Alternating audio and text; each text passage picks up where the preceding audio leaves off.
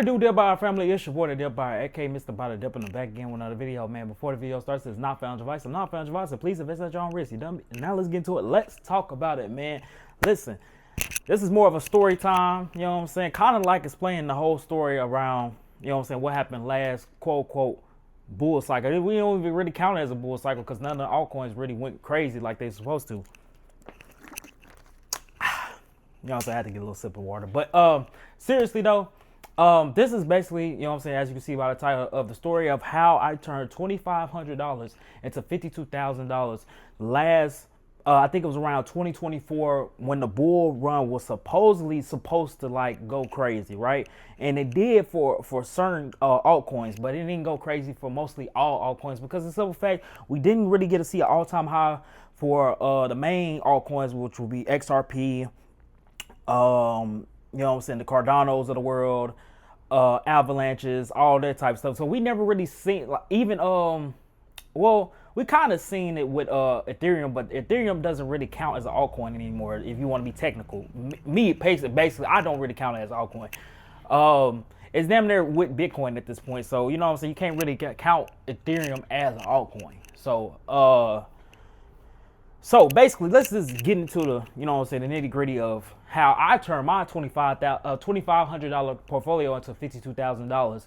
And you know what I'm saying, of course, you know what I'm saying, if y'all seen my previous videos, how, you know, I basically, all that's gone now. But we're going to get into the story of how it really all happened.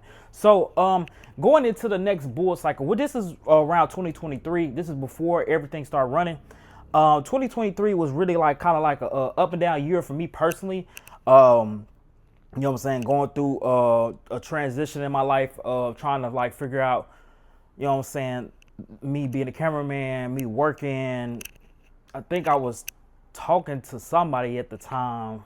It was a lot going on. It was just a lot going on, like this in my personal life and work life and stuff like that. But I always knew that crypto was very, very important to me, and I wanted to really, really be investing into these coins that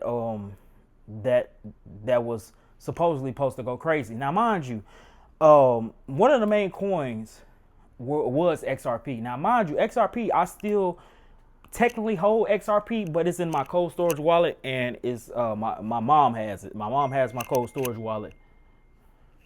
Oh, my fault. And my cold storage wallet, and my mom has a, my fault, that just threw me off. Okay, so yeah, cold storage wallet, my mom has it.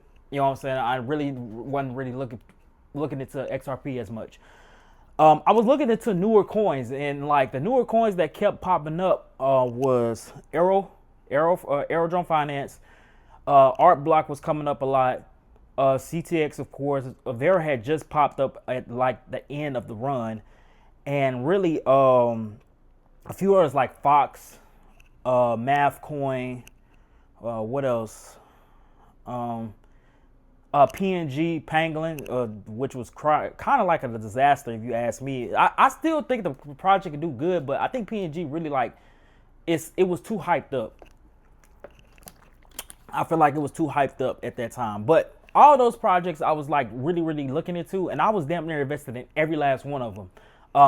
Around going into the 2023, going in the beginning of 2024, I just decided to just put all the extra money I was making from overtime into those coins. I told myself if I can buy at least a 10,000 plus coins of each project, I damn near can walk away with maybe like 100,000. You know what I'm saying? If all of them go crazy. So going into 2024, I had, yeah, like I said, I had around 2,500 in my portfolio because I had diversified into so many coins. But my main 3-4 coins was PNG, SEI. I should have brought up SEI. SEI was the foundation. Let me say this: SEI. When I found SEI, right? Shout out to Crypto John, because all these coins came from him. Shout out to Crypto John. Crypto John was really the ones that really the one person in the crypto community that gave us all the gems that all damn near shot up, went crazy. SEI was the foundation of my portfolio getting to like $5,000-$6,000 when everything first started popping off. So I took everything out of SCI at the peak of SCI, which was around like I think like 80-90 cents. I took everything out. I didn't put it in my bank account. I kept it on Coinbase, and I basically diversified that $5,000 into different major projects. Which I think the three were Art Block, which I bought like 7,000 shares of. I bought another 7,000 shares of. I was like 7,000 or 8,000 shares of. No, it was 8,000 shares of Aerodrome Finance, which everybody was talking. Well, most of the main YouTubers that I was watching, they was like, watch out for it. It's gonna be the base, the base's main. You know what I'm saying? Crypto. Woo woo. So all right, cool. I bought Art Block, Aerodrome, PNG, and it was another one. What was it? Can't think of it right now. But those are the three main ones that I really was focused on. And then going into like mid 2024, that's when the market started to really move how it was supposed to. So in the process of that 2,500 turned it to 5,000, right? Just off one coin. Now, because originally the rest of those coins that I was invested in wasn't moving, but SCI went crazy. Like I said, $5,000, crazy. All right, cool. I didn't think much of it. Moved it into those coins, and I basically was diversified with $5,000 in my portfolio now.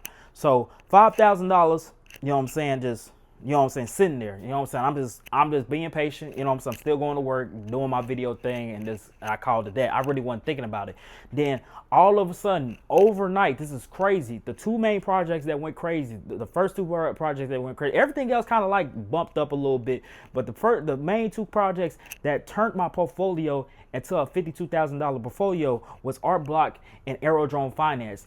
Art Block was my highest conviction, and it went crazy. We seen Art Block go to $4.12. I think it was a little bit more on other charts, but I seen it $4.12. And then you had Aerodrome Finance get to like $2.30, around that range, $2.40 to be close around that range.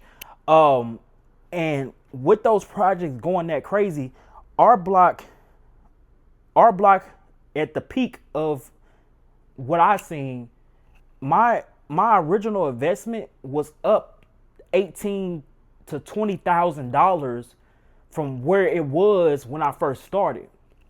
Now, mind you, it was sitting at $35,000, point blank period. It was sitting at $35,000 on Art Block. I was sitting at $21,000 to $20,000 on Aero.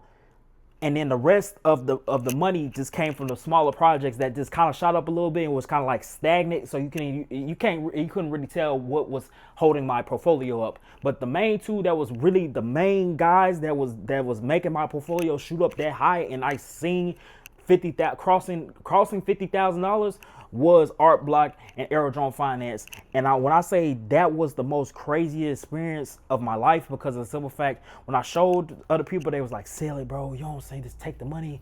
You know what I'm saying? You can make it back, and you know what I'm saying? You know what you're doing, But in my head, my goal was to get to $100,000. Then I was going to pull out the market. That was my main goal. My main mission was to get into these projects, let it shoot up to at least my whole portfolio. This is everything included, to get to $100,000, then pull out. And that's 2 times my salary that I was making at the time. Now I make a little bit more than that because I've gotten raises and stuff like that. But at that time, my goal was to make 2 times my salary, which was $50,000, and then pull out the market. Take a good portion out. I was gonna take probably like $75,000 to $80,000 out, cash, liquid, and leave $25,000 in there, $20,000 to $25,000 in there. It didn't work out that way. You know what I'm saying? As soon as the market started to drop again, that's when, you know, life kind of hit me. You know, at first I wasn't thinking of okay, I need to pull the money. Woo, woo. I'm more thinking of just handling this stuff on my own without having to touch my crypto. And then eventually it came back down so bad to the point where I had to start pulling out a little bit, pay rent here, pay these debts that I owe here, woo, woo, woo. And eventually I lost everything. Now, getting to that point though, I literally didn't do no work. I literally just let the market do what it needed to do.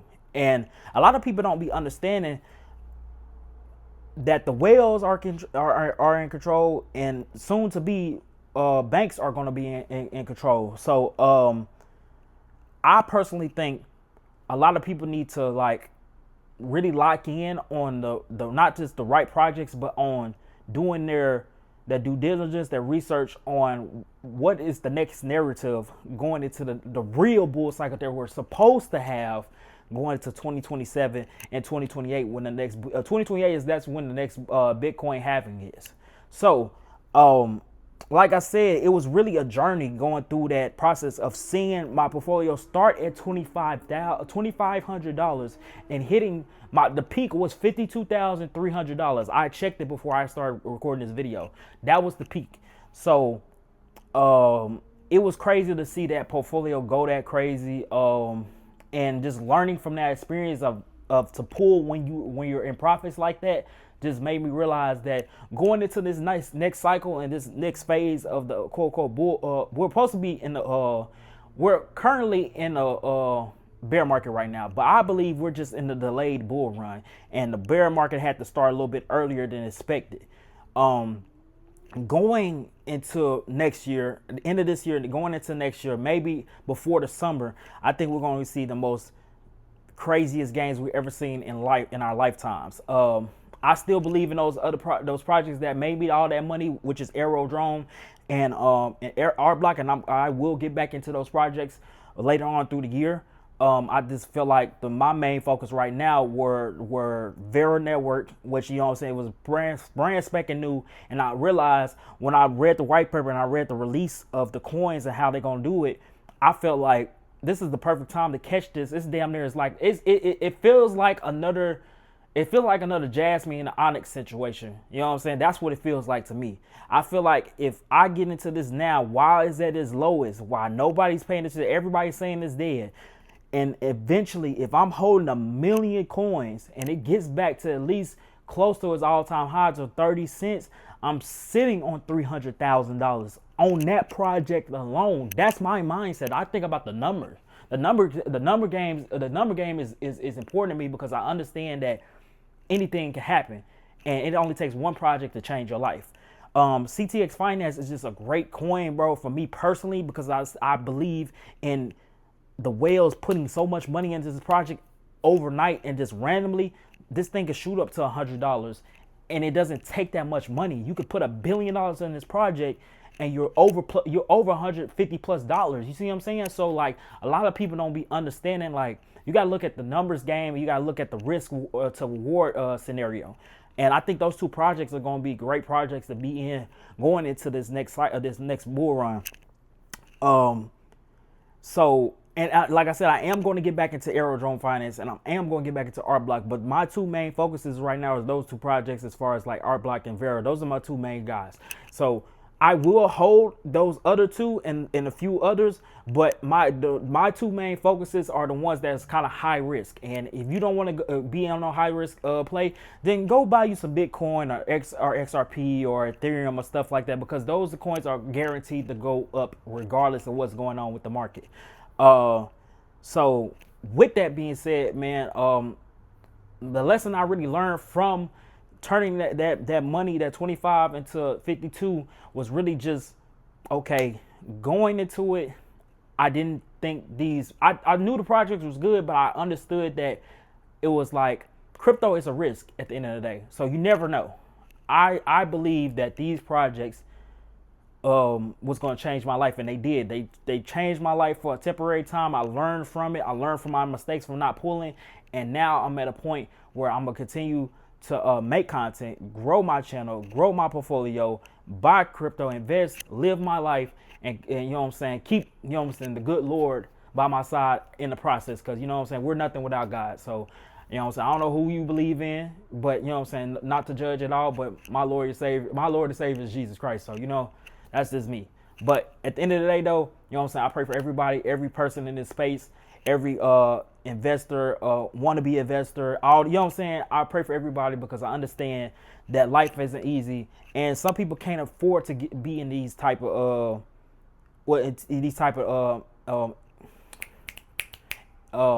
markets because they don't have the capital to do so. So with that being said, I appreciate y'all for watching the video. Don't forget to like, comment, and subscribe to the channel. Dip Buy Family. Keep buying dips, not financial advice, but keep buying dips. Dip Buy Family will keep going up. It's your boy, and I'm out.